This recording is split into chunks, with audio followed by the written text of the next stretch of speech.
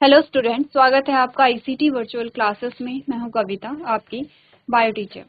उम्मीद करती हूं आप सभी अच्छे होंगे और स्वस्थ होंगे। सो क्लास स्टार्ट करेंगे अपना चैप्टर का नाम है breathing and exchange of gases, यानी कि हम बात कर रहे हैं रेस्पिरेशन के बारे में। तो चलिए, यहाँ पर प्रीवियस लेक्चर में हमने अभी तक रिवाइज किया था कि क्या क्या चीज़ें हमने पढ़ी हैं यहाँ पर अपने चैप्टर में। आज हम यहाँ पर बात कर रहे हैं जो कार्बन डाइऑक्साइड जब यहाँ पर क्या होती है, हीमोग्लोबिन से अटैच होती है, या हमने कहा कि जो ऑक्सीजन और हीमोग्लोबिन की जो एफिनिटी है उसको अफेक्ट करने के कौन कौन से फैक्टर हमारे पास आते हैं, उसके बारे में बात चल रही है, जिसे हम एक ग्राफ के थ्रू यहाँ पर समझाएंगे। तो देखो, पार्शियल प्रेशर हम सभी समझते हैं, ठीक है। अगर मैं बात करूं कि जो पार्शियल प्रेशर है, देखो ऑक्सीजन का अगर मिनिमम पार्शियल प्रेशर है तो 40 mmHg है, और अगर मैक्सिमम पार्शियल प्रेशर को हम देखें तो हमने कहा कि यहाँ पर ये 95 टू 104 mmHg जाता है, ठीक है। ये पार्शियल प्रेशर है। तो पार्शियल प्रेशर की बात हमने प्रीवियस लेक्चर में की थी। यहाँ पर एक कर्व हमें बताते हैं, हमने कहा, अच्छा इससे पहले की बात तो हम कर चुके हैं कि जब भी जो हीमोग्लोबिन है वो ऑक्सीजन से बाइंड करती है तो वो तुरंत ही बाइंड नहीं कर पाती है। यहाँ पर एक एक करके जो हीम ग्रुप है वो ऑक्सीजन से बाइंड करता है, उसके लिए कुछ फैक्टर हमें चाहिए होते हैं, उसके बारे में हम आगे बात करेंगे। तो जैसे कि हमने कहा, ऐसा नहीं होता है। प्रीवियस लेक्चर में हमने कहा कि कर्व ऐसे नहीं आता, हमारे पास कर्व ऐसे नहीं आता है कि जैसे एकदम से जो पार्शियल प्रेशर बढ़ेगा और एकदम से जो परसेंटेज ऑफ सैचुरेशन है वो बढ़ जाएगा। ये किसका परसेंटेज ऑफ सैचुरेशन है? हमने कहा कि जो ऑक्सीजन है वो हीमोग्लोबिन से जब बाइंड करती है, जैसे देखो हमने कहा अगर सिर्फ एक हीम ग्रुप पे ऑक्सीजन है तो हमने कहा सैचुरेशन का परसेंटेज कितना है, 25% है। अगर दो हीम ग्रुप पे ऑक्सीजन लग गई है तो अब सैचुरेशन का परसेंट कितना है, 50% है। अगर 3 पे लग गई है तो 75% होता है। अगर चारों पे हमने कहा ऑक्सीजन लग गई है तो परसेंटेज ऑफ सैचुरेशन इज 100%, ठीक है। तो हमने कहा, हम यहाँ पर देख रहे हैं रिलेशन, यहाँ पे पार्शियल प्रेशर जब ऑक्सीजन का इंक्रीज होता है तो परसेंटेज ऑफ सैचुरेशन भी इंक्रीज होगा, ऐसा होगा। लेकिन ये कर्व जो है वो ऐसा नहीं आता है। ऐसा क्यों नहीं आता है? हमने कहा कि एकदम से जो परसेंटेज ऑफ सैचुरेशन है वो एकदम से तुरंत बढ़ने नहीं लगता है, पहले धीरे धीरे बढ़ता है फिर एकदम से बढ़ता है। जैसे कि पहले जो 4 हीम ग्रुप है हीमोग्लोबिन, ये हीमोग्लोबिन का स्ट्रक्चर है, 4 ग्रुप है, 4 है यहाँ पे हीम ग्रुप। पहले जो ऑक्सीजन है वो एक हीम ग्रुप पे अटैच होगा। जब एक हीम ग्रुप पे ऑक्सीजन अटैच होती है तो यहाँ पर दूसरे की साइड तब खुलती है, तब यहाँ पर अटैच होती है ऑक्सीजन। फिर तीसरे की साइड खुलती है, तब यहाँ पे ऑक्सीजन अटैच होगी। फिर चौथी की साइड खुलती है, फिर ऑक्सीजन अटैच होगी। ऐसे नहीं होता है कि ऑक्सीजन तुरंत आई और चारों हीम ग्रुप पे एक साथ अटैच हो जाती है। अगर ऐसा होता तो हमें ये वाला ग्राफ देखने को मिलता, ठीक है। लेकिन हमने कहा कि हमें जो ग्राफ देखने को मिलता है वो कुछ ऐसा है कि पार्शियल प्रेशर जैसे जैसे बढ़ा, जैसे पार्शियल प्रेशर इतना था तो परसेंटेज ऑफ सैचुरेशन इतना था। पार्शियल प्रेशर जब इतना हुआ तो परसेंटेज ऑफ सैचुरेशन इतना हुआ। पार्शियल प्रेशर जब इतना हुआ तो देखो अब परसेंटेज ऑफ सैचुरेशन कितना बढ़ गया है इन दोनों की कंपैरिजन में। पहले पार्शियल प्रेशर जब बढ़ रहा था तो यहाँ पे जो परसेंटेज ऑफ सैचुरेशन है वो बढ़ रहा था। अब पार्शियल प्रेशर सिर्फ इतना बड़ा है और यहाँ पे परसेंटेज ऑफ सैचुरेशन इतना हमारे पास आ गया है, ठीक है। तो ये तो एक नॉर्मल कर्व हम दिखा रहे हैं। अब हमने कहा वो कौन कौन से फैक्टर हैं जो अफेक्ट करते हैं ऑक्सीजन और ऑक्सीजन की हीमोग्लोबिन से बाइंडिंग को। तो उसमें हमने कहा हम आते हैं कहाँ, हीमोग्लोबिन आया, जैसे यहाँ पे हमने बात की, ठीक है, कि वो कौन कौन से कारक हैं जो ऑक्सीजन और हीमोग्लोबिन की एफिनिटी को कम करेंगे। क्योंकि जब ऑक्सीजन और हीमोग्लोबिन की एफिनिटी कम होगी तभी तो CO2 यहाँ पे अटैच हो पाएगा। तो हमने कुछ फैक्टर देखे थे, कार्बन डाइऑक्साइड की बात की थी, H+ आयन की बात की थी, टेम्परेचर की बात की थी। 3 फैक्टर हमने देखे थे। हमने कहा कि जब यहाँ पर हीमोग्लोबिन जो है, ऑक्सी हीमोग्लोबिन की हम बात कर रहे हैं, वो जब यहाँ पर आया किसी सेल में, ठीक है, यहाँ पर ही किसी सेल में जब आ गया है तो अब क्या होगा, जो ऑक्सीजन है वो रिलीज कैसे होगी, ठीक है। तो हमने कहा सबसे पहले जो रिलीज कैसा होगा, यहाँ पर रिलीज होगा कार्बन डाइऑक्साइड। यहाँ पर ये जो सेल है इस सेल में कार्बन डाइऑक्साइड होगा, ये कार्बन डाइऑक्साइड को रिलीज करेगा और कार्बन डाइऑक्साइड जो है वो हीम ग्रुप के पास जाएगा, हीम ग्रुप से अटैच हो जाता है और ऑक्सीजन यहाँ से रिलीज हो जाती है। सिर्फ इतना ही नहीं होता है, अपने का और भी चीजें होती हैं। तो इस डायग्राम को अब हम दूसरे पेज में बनाएं, ठीक है। देखो अब हुआ क्या, ये ध्यान से देखना, ठीक है। ये हमारी ब्लड वेसल्स हैं और यहाँ से जो ब्लड है वो आ रहा है, ये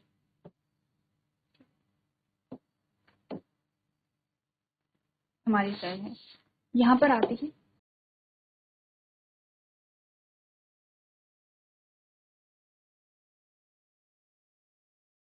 ये हमारे पास आता है इस प्रकार से, यहाँ पर है, ये है आरबीसी, ये है आरबीसी, ठीक है। आरबीसी के अंदर है यहाँ पे हीमोग्लोबिन, ये है एचबी, जिसमें यहाँ पर क्या है, मैं सिंपल सा डायग्राम बना रही हूँ जिसमें 4 ऑक्सीजन लगी हुई है, ये है। कुछ फैक्टर होते हैं जो ऑक्सीजन को यहाँ से रिलीज करने के लिए होते हैं, वो कौन कौन से फैक्टर होंगे। एक तो हमने कहा, एक फैक्टर की हमने बात की थी कि यहाँ पे CO2 जो है वो रिलीज होगा, ठीक है। CO2 यहाँ पे प्रेजेंट होगा, तो CO2 जाएगा यहाँ पर और ये क्या करेगा, एक हीम ग्रुप से बाइंड कर लेगा और ऑक्सीजन यहाँ पे रिलीज हो जाएगी, तो ये एक्सचेंज कर लेंगे गैस को। इसके अलावा आपने कहा कि यहाँ पर ये जो आपका सेल या टिश्यू, हम बात करेंगे टिश्यू मान लेते हैं, ये सेल या जो टिश्यू है इसमें कार्बन डाइऑक्साइड काफी ज्यादा मात्रा में होगा होगा यहाँ पर जो कार्बन डाइऑक्साइड का कंसंट्रेशन है वो काफी ज्यादा होगा। तो ये जो कार्बन डाइऑक्साइड है, अच्छा एक और चीज समझिए, हमने कहा कि आपने ऑक्सीजन का ट्रांसपोर्टेशन तो समझा कि हीमोग्लोबिन के साथ बाइंड करके जाता है, ठीक है, अलग अलग पार्ट्स में। कार्बन डाइऑक्साइड कैसे ट्रांसपोर्ट होता है उसके बारे में हम बात करते हैं। तो कार्बन डाइऑक्साइड जो है, जब वो यहाँ पर ब्लड में जाती है तो ऐसा नहीं है कि 100% कार्बन डाइऑक्साइड हीमोग्लोबिन के साथ अटैच हो जाए, जैसे हमने यहाँ पर देखा था। तो हमने यहाँ पर देखा कि जो एक ऑक्सीजन यहाँ से रिलीज हो गई है और कार्बन डाइऑक्साइड जुड़ गया है। यहाँ पर हम देखें, हमने कहा ये कार्बन डाइऑक्साइड यहाँ पे जुड़ा और क्या हुआ, ये ऑक्सीजन रिलीज यहाँ पर हो गई है ऐसे, ठीक है, ये हमने देखा है। तो ऐसा नहीं है कि 100% जो कार्बन डाइऑक्साइड है वो हीमोग्लोबिन के साथ यहाँ पे अटैच हो जाती है। इसमें क्या होता है, कार्बन डाइऑक्साइड का कुछ परसेंटेज होता है, जैसे कि ऑलमोस्ट जो ये बाकी का हमने कहा, ये क्या है, अगर हम ये देखें, अगर हम ये देखें तो बाकी का ये क्या है, प्लाज्मा है। अच्छा मैं इसे इरेज कर लूँ अभी के लिए, अभी हम समझते हैं थोड़ा सा चीजों को। ये है और ये प्लाज्मा है, ये तो आरबीसी है, ये प्लाज्मा है।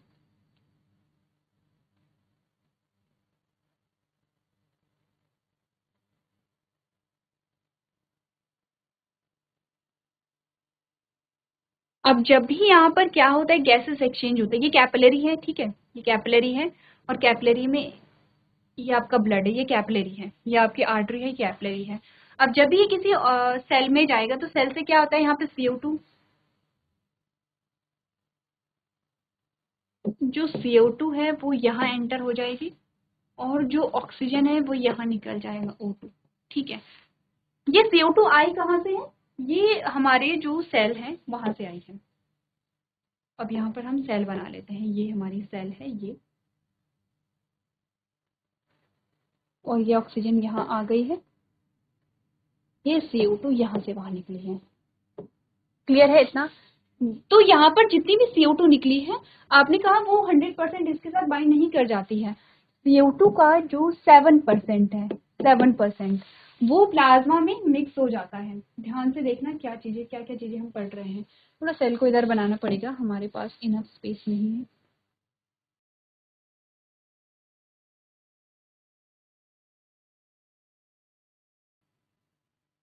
ये हमारी सेल है,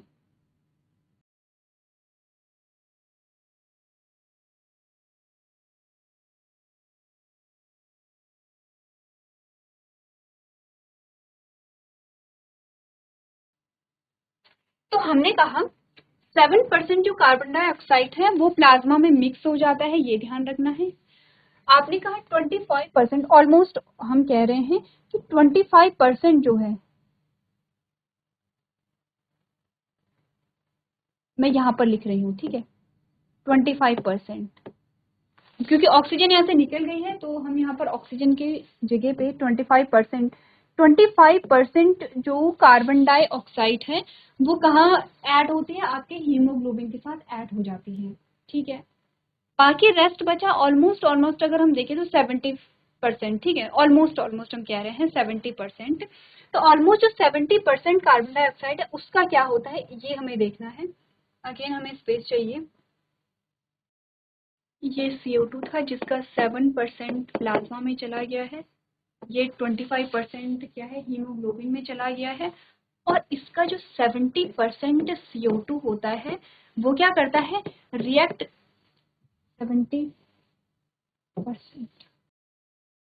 70% जो CO2 होता है वो रिएक्ट करता है H2O से, ठीक है, ये रिएक्ट करेगा H2O से और ये क्या बनाएगा यहाँ पर H2CO3, ठीक है, ये H2CO3 टूटेगा और ये H plus plus HCO3 minus ऐसे टूटेगा। ये जो इक्वेशन है ये पहले भी हमने देखी थी, ठीक है, ये पहले भी हमने देखी थी। अब देखो ये जो H प्लस है, अच्छा इसको थोड़ा सा हम बाहर रखते हैं ताकि हम समझ सकें। ये बना H plus plus plus HCO3 minus, ठीक है, ये HCO3 माइनस। अब ये जो H प्लस है ये हीमोग्लोबिन के साथ ऐसे बाइंड कर जाता है, ठीक है, ये H प्लस ऐसे बाइंड कर जाता है। ये H प्लस जो है ये भी हीमोग्लोबिन और ऑक्सीजन की जो एफिनिटी है उसे कम करेगा, उसे डिक्रीज करेगा, ठीक है, समझ रहे हो। तो पहला फैक्टर क्या था, CO2 था जो डायरेक्टली यहाँ पे अटैच हो रहा था और ऑक्सीजन को रिलीज कर रहा था। ये ऑक्सीजन जो यहाँ पे रिलीज हुई है, ये ऑक्सीजन को यहाँ पे रिलीज कर रहा था। दूसरा हमने कहा कि पूरी की पूरी जो कार्बन डाइऑक्साइड है वो अटैच नहीं होती है। ऑलमोस्ट 70% जो कार्बन डाइऑक्साइड है वो वाटर के साथ रिएक्ट करती है और आपने कहा H2CO3 बनाती है। ये H2CO3 फिर से इसका क्या होता है, ब्रेक डाउन होता है। अच्छा, इस प्रोसेस को क्या कहते हैं, देखो यहाँ पे दो रिएक्शन हो रही है। एक रिएक्शन ये है जिसमें दो चीजें मिलकर के एक प्रोडक्ट बना रही हैं और इसी में दूसरी रिएक्शन ये है कि ये प्रोडक्ट टूट करके क्या बना रहा है, अलग अलग चीजें बना रहा है। इसमें H प्लस आयन और HCO3 बनता है। ये जो H प्लस है ये किसके साथ जुड़ जाते हैं, हीमोग्लोबिन के साथ अटैच हो जाते हैं और ये भी क्या करते हैं, जो हीमोग्लोबिन और ऑक्सीजन की एफिनिटी है उसे कम करते हैं। तो पूरी तरीके से अब क्या है, ऑक्सीजन यहाँ पे क्या होगा, रिमूव होगा। तीसरी चीज एक और आती है टेम्परेचर, क्योंकि आपने कहा कि ये सेल के पास है, ये सेल में इसकी बात हो रही है, क्योंकि सेल में एटीपी यहाँ पर बन रहा होगा, सेल में फॉर्मेशन ऑफ एटीपी होता है। तो यहाँ पर जो टेम्परेचर है वो क्या होगा, यहाँ पे ज्यादा होगा। तो ये टेम्परेचर भी ऑक्सीजन और कार्बन डाइऑक्साइड की जो एफिनिटी है उसे यहाँ पर कम करता है। इतनी चीजें समझ में आ गई हैं। अब इतनी चीजें समझ में आनी चाहिए तभी आगे की चीजें हमें समझ में आएंगी, ठीक है। ये चीज पहले समझो कि हमने बनाया क्या है, हमने अभी डिस्कस क्या किया है। चलो इतनी बात क्लियर है, यहाँ पर हो गया है। अब देखो होगा क्या यहाँ पर। अब हमने कहा कि ठीक है जो H प्लस आयन है, अच्छा आप पीएच स्केल तो हमने पढ़ी है।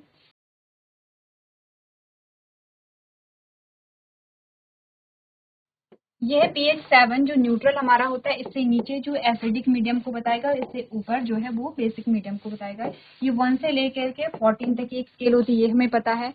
अच्छा, जितना pH कम होगा और जितना pH कम होगा इट मीन्स कि उतने ज्यादा H प्लस आयन होंगे, ये तो हमें पता है। हमने कहा कि H प्लस आयन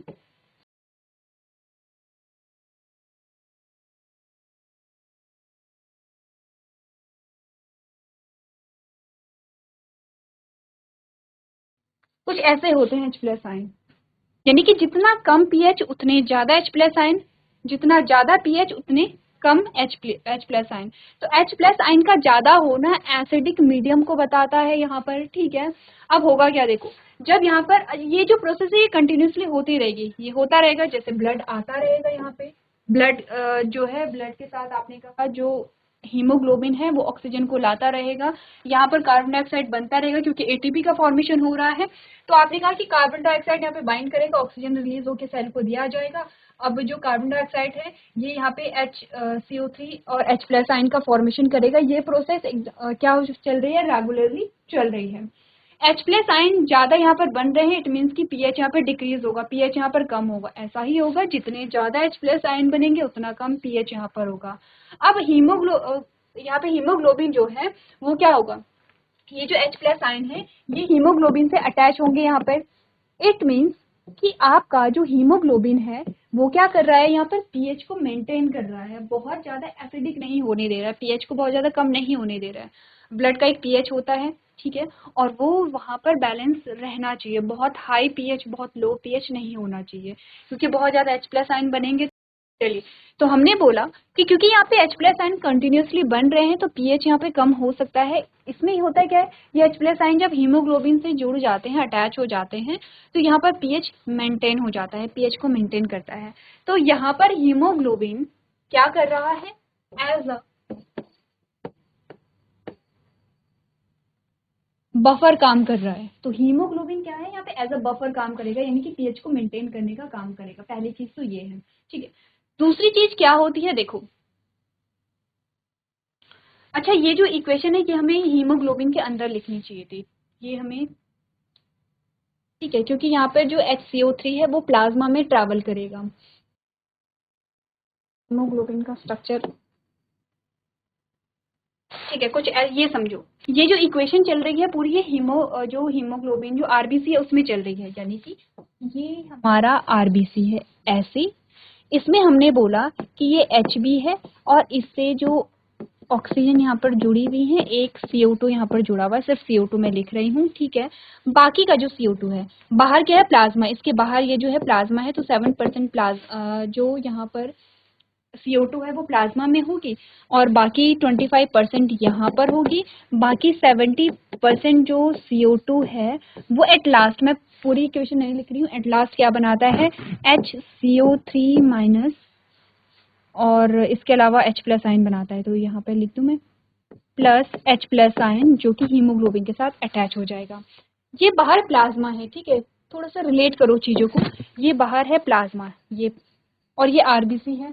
अब HCO3 क्या करेगा, आरबीसी से प्लाज्मा में ट्रैवल कर जाएगा, क्योंकि यहाँ पर इस, देखो, ये जो रिएक्शन है यहाँ पर, ये जो रिएक्शन है ये कैसी है,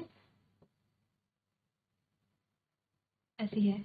इट मीन्स कि अगर CO2 का जब यहाँ पर कंसंट्रेशन ज़्यादा होगा तो ये जो रिएक्शन है ये फॉरवर्ड चलेगी, लेकिन अगर HCO3 का कंसंट्रेशन ज़्यादा हो जाएगा तो ये बैकवर्ड भी चल सकती है, ठीक है। अगर ये बैकवर्ड चलेगी तो ये हमारे लिए बेनिफिशियल नहीं है। हमने बोला अगर ये बैकवर्ड चलेगी तो हमारे लिए बेनिफिशियल नहीं है, क्यों, क्योंकि CO2 का फॉर्मेशन होगा, CO2 विषैली गैस है हमारे लिए, कुछ यहाँ पर हमने कहा कि उसका कोई यूज़ नहीं है। तो यहाँ पर ये जो रिएक्शन है ये बैकवर्ड ना चले तो HCO3 जो है वो प्लाज्मा में ट्रैवल कर जाता है। अच्छा, कंफ्यूज नहीं करना है, जैसे पहले हमने आरबीसी को बनाया था और इक्वेशन हमने बाहर लिखी थी कि स्पेस नहीं था, ठीक है। तो ये आपको देखना है कि HCO3 का फॉर्मेशन होता है यहाँ पर आरबीसी में। अब HCO3 कहाँ चला जाएगा, प्लाज्मा में ट्रैवल कर जाएगा, ठीक है। इसी चीज को थोड़ा सिस्टमैटिक ढंग से बना ले, इसी चीज को अब सिस्टमैटिक ढंग से अगर हम बनाएं, ये है हमारा, ये हमारी आरबीसी है, ये हमारा ये प्लाज्मा है, ये वाला, यहाँ से भी ये प्लाज्मा आ गया,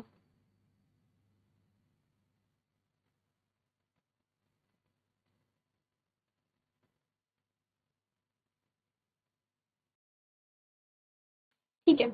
और ये हमारी आरबीसी है। आरबीसी में हमने अभी तक बात की है, ये हमारा HB है, ये हमारा HB है, ये O2, ये O2, ये O2, और यहाँ पर है CO2, ठीक है। बाकी 7% CO2 यहाँ पर है, और रेस्ट जो हमारे पास 70% CO2 है उसने क्या किया है, H2O के साथ रिएक्शन की है और इसने बनाया है H2CO3, H2CO3, H2, ये जो रिएक्शन है ये कुछ ऐसी है, ठीक है। अब H2CO3 टूटता है जिसमें H प्लस प्लस HCO3 का फॉर्मेशन होता है, जिसमें H प्लस जो है वो यहाँ पर जुड़ता है किससे, हीमोग्लोबिन से। अब हमने कहा कि ये जो रिएक्शन है ये बैकवर्ड ना हो, इसके लिए HCO3 कहाँ चला गया है, आपने कहा ये आ गया है HCO3 प्लाज्मा में। जब यहाँ पे ये क्या है, आपने का आयन है, ये नेगेटिवली चार्ज है और H प्लस आयन क्या है, पॉजिटिवली चार्ज है, जो एक दूसरे को बैलेंस कर रहे हैं। अगर HCO3 बाहर आ जाएगा तो H प्लस का कंसंट्रेशन हाई हो जाएगा यहाँ पर और एक इम्बैलेंस की कंडीशन आएगी। तो इसके लिए क्या होता है कि यहाँ पर बैलेंस बना रहे, प्लाज्मा से जो क्लोराइड आयन है वो अंदर आ जाता है, एक शिफ्ट होता है जिसे क्लोराइड शिफ्ट यहाँ पर कहते हैं। HCO3 बाहर निकला और क्लोराइड अंदर आ जाता है, ठीक है। अगर HCO3 अंदर रहता तो क्या होता, ये रिएक्शन बैकवर्ड में चल सकती थी, क्योंकि कंटिन्यूसली ये प्रोसेस हो रही है, ये कंटिन्यूसली हो रहा है। इट मीन्स कि यहाँ पर क्या है, HCO3 का कंसेंट्रेशन अगर ज्यादा होगा तो बैकवर्ड में चलेगी रिएक्शन और CO2 का फॉर्मेशन होगा। इसके लिए HCO3 बाहर आए और जो क्लोराइड आयन है वो अंदर आ जाता है। क्लोराइड आयन का इस रिएक्शन पे कोई असर नहीं होता है, इसको कहते हैं क्लोराइड शिफ्ट। एक चीज जो आपको याद रखनी है वो ये है, यहाँ पर आना है। आपने कहा कि जब CO2 H प्लस आयन और टेम्परेचर जब बढ़ता है और इसकी वजह से जो हीमोग्लोबिन और ऑक्सीजन की एफिनिटी कम होती है तो उसे हम बोहर इफेक्ट कहते हैं। तो कहीं एक जगह पे आप बोहर इफेक्ट नोट कर लेंगे, क्योंकि बोहर इफेक्ट और हेल्डन इफेक्ट अभी हम पढ़ेंगे, ठीक है। बोहर इफेक्ट में कुछ नहीं है, CO2 की कंसंट्रेशन जब इंक्रीज होगी, जब H प्लस आयन की कंसंट्रेशन इंक्रीज होगी, जब टेम्परेचर इंक्रीज होगा तो हीमोग्लोबिन और ऑक्सीजन की जो एफिनिटी है वो डिक्रीज होगी। बस इसी को हम बोहर इफेक्ट कहते हैं, ठीक है। अब ये शिफ्ट हो गया है। अब आपको बोला जाता है कि जब यहाँ पर CO2 ट्रैवल करेगी, कहाँ से, आपके टिश्यू से लेकर के आपके लंग्स में, तो कैसे ट्रैवल करेगी। आपने कहा कि 25% हीमोग्लोबिन के साथ जाएगी, ऑलमोस्ट 7% प्लाज्मा में जाएगी एज अ CO2, और जो 70% है वो कैसे जाएगी, HCO3 की फॉर्म में जाएगी, कहाँ, हमारे लंग्स तक, ठीक है।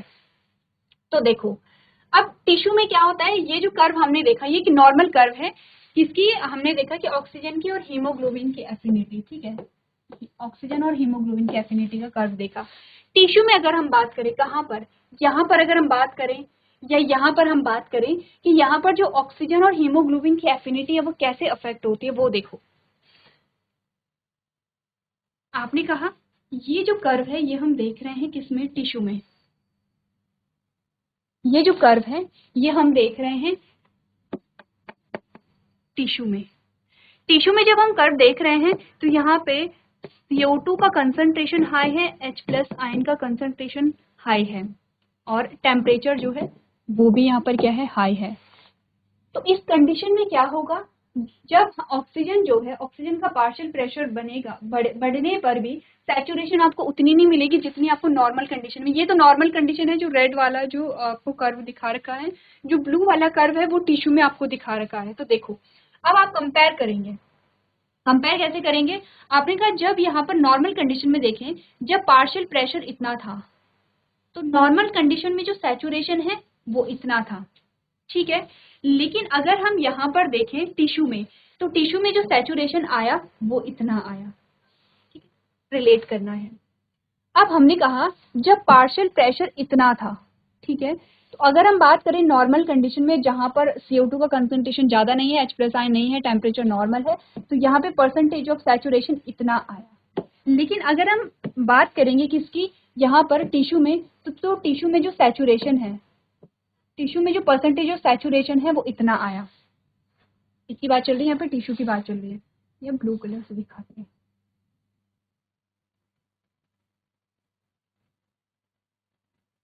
इट मीन्स कि क्या होता है, अब हम समझे, इस ग्राफ से हम समझ सकते हैं कि ये सारे जो फैक्टर हैं वो ऑक्सीजन और हीमोग्लोबिन की एफिनिटी को क्या करते हैं, कम करते हैं, डिक्रीज करते हैं। नॉर्मल कंडीशन में आपने कहा सेम पार्शियल प्रेशर पे सैचुरेशन इतना था, लेकिन टिश्यू में क्या है, सैचुरेशन का जो परसेंटेज है वो इतना है। पार्शियल प्रेशर इतने होने पर आपने कहा परसेंटेज ऑफ सैचुरेशन इतना था, और टिश्यू में आपने कहा जो परसेंटेज ऑफ सैचुरेशन है वो यहाँ पर कम हो जाता है। एक ये तो हमने टिश्यू में बात की है। अब हम बात करेंगे लंग्स में क्या होता है, फिर लंग्स में कैसे ये कर्व बनता है। उससे पहले आप इतनी चीजें यहाँ पे डिस्कस कर लेंगे, ये चीजें आप यहाँ पे क्या करेंगे, नोट कर लेंगे। देखो अब क्या हुआ है, अब ये जो डीऑक्सीजनेटेड ब्लड है, ये जो डीऑक्सीजनेटेड ब्लड है ये गया कहाँ, ये जाएगा लंग्स में, ठीक है। और यहाँ पर होगी हमारी एल्वेलाई, यहाँ पर होगी हमारी एल्विलाई। एल्विलाई में जो किसका परसेंटेज है, ऑक्सीजन का जो परसेंटेज है वो यहाँ पे क्या होगा, हाई होगा, हाई होगा। यहाँ पे ऑक्सीजन का परसेंटेज क्या होगा, हाई होगा। इट मीन्स कि ऑक्सीजन का पार्शियल प्रेशर हाई होगा। तो कितना, ऑलमोस्ट 104 mmHg यहाँ पर क्या होता है, ऑक्सीजन का पार्शियल प्रेशर होता है।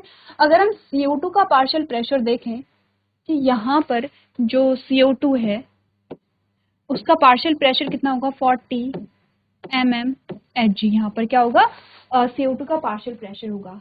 अब जब यहाँ पर जो ब्लड है, ये डीऑक्सीजनेटेड ब्लड यहाँ पर आता है, तो इसमें क्या होगा, सारी जो कंडीशन है, अच्छा जो लंग्स में जो टेम्परेचर है वो भी यहाँ पर कम होता है। यहाँ पे CO2 का कंसंट्रेशन कम है, H+ आयन का कंसंट्रेशन कम है, टेम्परेचर यहाँ पर कम है, सारी जो सिचुएशन है वो जस्ट अपोजिट यहाँ पर हो जाती है।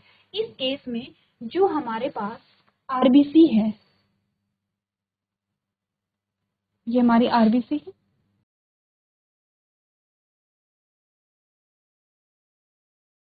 ये हमारी RBC है, ये हमारा प्लाज्मा है, ठीक है। अब इस कंडीशन में क्या होगा,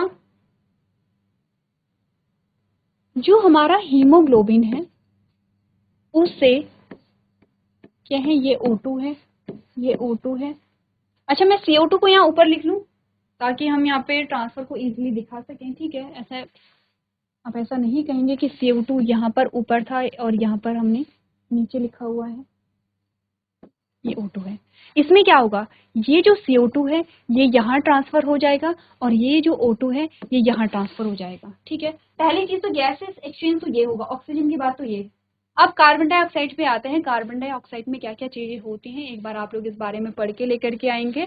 यहाँ पर हम हेल्डेन इफेक्ट को देखते हैं। हेल्डेन इफेक्ट क्या है, जब ऑक्सीजन का पार्शियल प्रेशर हाई हो जाता है तो अब ये क्या करेगा, CO2 को रिमूव करके यहाँ पे O2 ऐड हो जाता है और इसको हम हेल्डेन इफेक्ट कहते हैं। जस्ट अपोजिट है बोहर इफेक्ट के। तो नाम से ज्यादा आपके पास क्वेश्चन आता है बोहर इफेक्ट या हेल्डेन इफेक्ट किसे कहते हैं, एक बार आप लोग घर से पढ़ के लेकर के आएंगे। तो आज के सेशन में हम इतना ही करेंगे। अभी तक क्लास में बने रहने के लिए आपका धन्यवाद।